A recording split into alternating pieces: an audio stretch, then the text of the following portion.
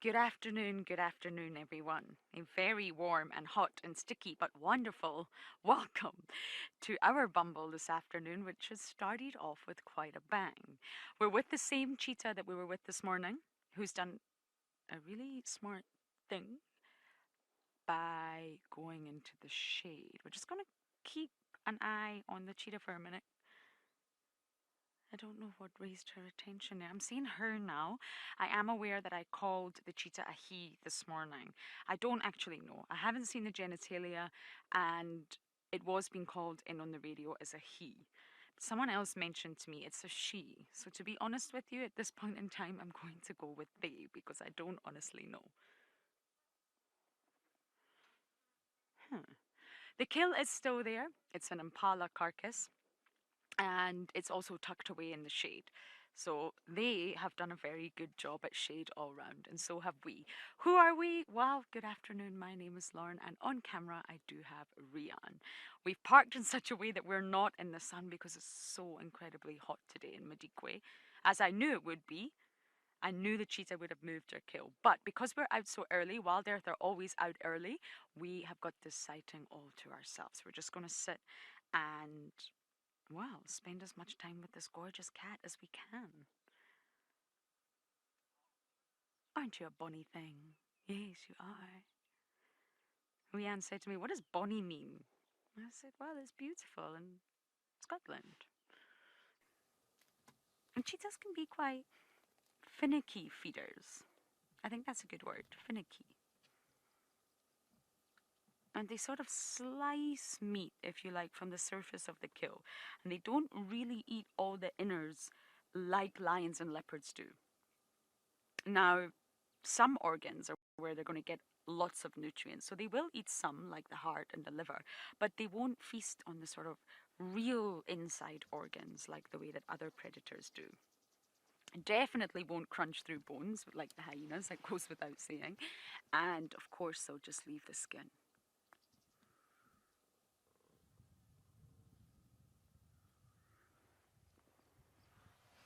But the inner organs are really where all the nutrients come from. If you think about it, muscles are mostly just protein, which everyone needs, every organism needs, broken down into the building blocks of life, really. But all the macronutrients and the micronutrients, they come from the inner organs. Unbelievable scenes at the giraffe carcass, some of you might remember. No hyena, sadly, but a lot of jackal. A lot of squabbling, a lot of vocalizations, a lot of eating, and there's still a lot of meat left on the giraffe's neck. The other day we were with that old male lion when he sort of took that bite out of the throat, if you like. And since then he didn't, well, from what I can see, he didn't take any more. He's gone. Jackals are in. Can you believe this? I've got more incoming. We've got two more jackals coming in.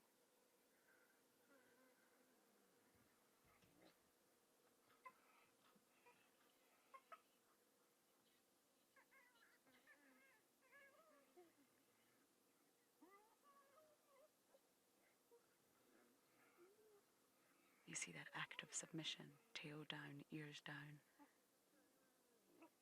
There's a hierarchy here.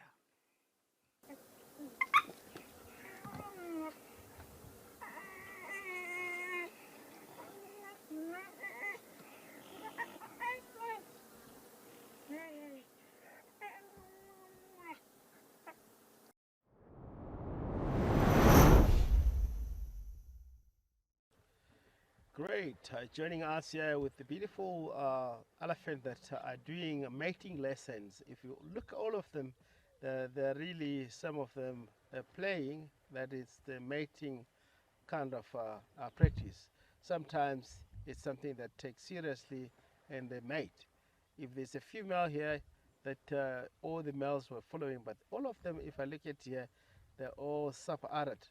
I don't think it will be mating with the females. Could be all those young males that love to really take a position in future because they are doing the practice or the exercise. They has to do it right because it tend to be really need an experience. Of course, from the female, there has to be accepting the male that knows how to do it, because sometimes it tend to be a lot more competitions, and the young male sometimes take an opportunity when they chase the female. If they can able to mount the female and do correctly, it's a benefit. If not, they has to be like strong and able to know what they're doing. Some of it is not all about mating.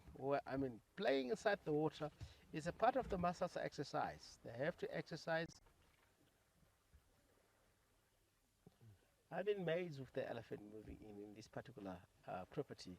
It's all about here at Pride Equatorial Safari Life. I believe the area it hosts a very healthy grass, and the soil itself, the soil texture is one of the best with all this healthy grass. That's the reason all the time you find the elephant moving in the area. They like browse and really grazing around in the area with the healthy, nutritious grass.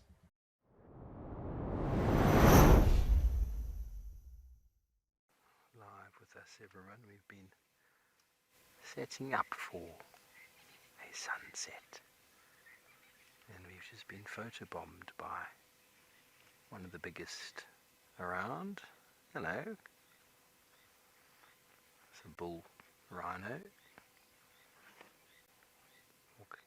He's walking right up behind us, and while there was no way of us moving out of the way, because either side of the road here is quite saturated. When it comes to eating grass, no one does it better than a rhinoceros. A thick skin helps protect them against the sunshine and against the biting insects. And the monocular ears to be able to detect danger and hear all different directions. A very broad mouth to just mow the lawn. They don't overutilize the vegetation, they just munch it down nice and low, facilitating feeding for other animals. And then the use of latrines or toilets, which he's busy doing now. He might just be scratching, actually. Wait for the spray. He smelt a spray. They need to spray there. He's defecated somewhere and covered his feet with his own dung. Now walking his territory, he will scratch and scrape to claim his territory once again by disturbing the soil, leaving some of his own dung smell from his feet and his urine in place. There we go. There's the Flehmen grimace. Not often you see a rhino doing it. He's smelling the urine of himself or of somebody else. And now he's activating that organ of Jacobson inside the roof of the mouth.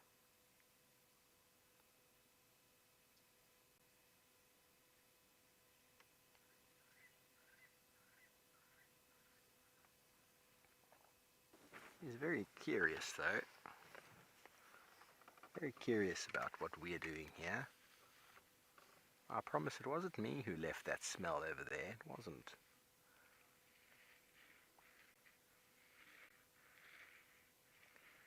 There's a dead stump in the ground. He's giving a bit of a rump. Nothing like a good scratching post for a rhino. When you have no fingers, you will scratch on almost anything, and the stronger or the more firm or solid the structure, the better purchase. You weigh 2 to 3 tons. You need something that you can physically rub yourself against without it moving. We've spotted some of the smaller things, but have a look at what this dragonfly is doing. It's landing, and you can see it's using those compound eyes. It's seeing little movements, it's seeing shadows. So they don't have fantastic eyesight, but they can see movement and shapes. They can see shadows. And you can see as it lands, it moves its head around like that and then flies back to the same perch every single time. There's some lichens just below it on the branch, very cute. Those little white flecky looking things, or lichen as some people call it, whichever way you want to pronounce it. And what this dragonfly is doing, it's not looking for food, because adult dragonflies actually don't have mouth parts. It's probably looking for a mate. By flying up and down and coming back to the same perch, it's as though it's trying to encourage another dragonfly to come and find it. But it's not easy to see as it camouflages itself in the undergrowth. Ecologically, the perfect camouflager. An insect eater. Well, everybody, we do thank you for joining us on this afternoon's Sunday Bumble Sunset Safari. We do look forward to hosting you once again tomorrow morning, Monday morning, for the Sunrise Safari, coming to you from all of our wonderful locations. We thank you for your questions, your comments, and the brilliant battaliers for once again winning the Quizmania today. Until tomorrow morning, everybody, have a wonderful night. Good night and goodbye.